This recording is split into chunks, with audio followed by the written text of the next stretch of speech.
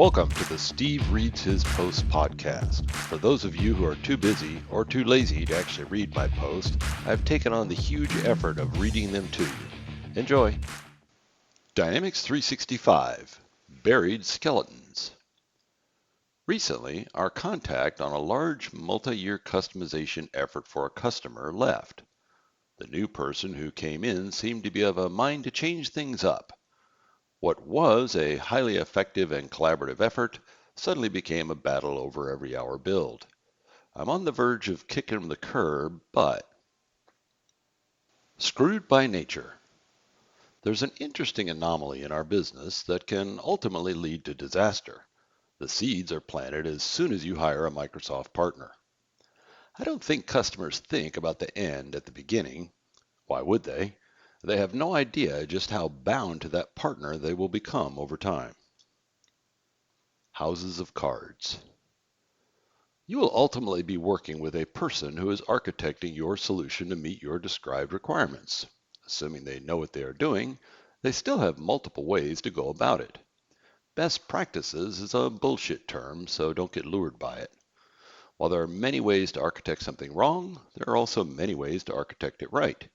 It will boil down to that person's opinions based on their knowledge and past experiences, but even the most knowledgeable and experienced people will architect things differently from each other. They are all right. It's not intentional. Eventually, all complex deployments become houses of cards. It's just the way it is. Removing any card without knowing what it may be holding up can crash everything down. This is why most partners being brought in to replace another suggest starting many things over from scratch. It would just take too much time in forensics to figure out what that prior partner had done and why. What does this card do? This is regardless of whether it was done well or poorly. I'm sure some partner will jump on the comments and say they are smart enough to figure out anything. These are the ones that usually come back later and say, upon further review, the last partner didn't know what they were doing and we need to start over. Convenient. Transition to internal team. The big customization effort is complete. Let's have our own people take over from here. This is a natural and logical desire, but you better plan on keeping your partner around and happy because there will be issues and fires. There always are. They tend to pop up before you can even get clear of your partner. The bigger the deployment, the more dependent you are on the partner who built it. They're the only ones who know where the skeletons are buried. The only bigger risk is having one of your employees build it. Citizens. There's a lot of conversation today about citizen developers. They will also build houses of cards, but will likely do it poorly without the deep knowledge and experience, and then suddenly they leave your company. Admittedly, when we are called into these scenarios, starting over is often the only option. Updates.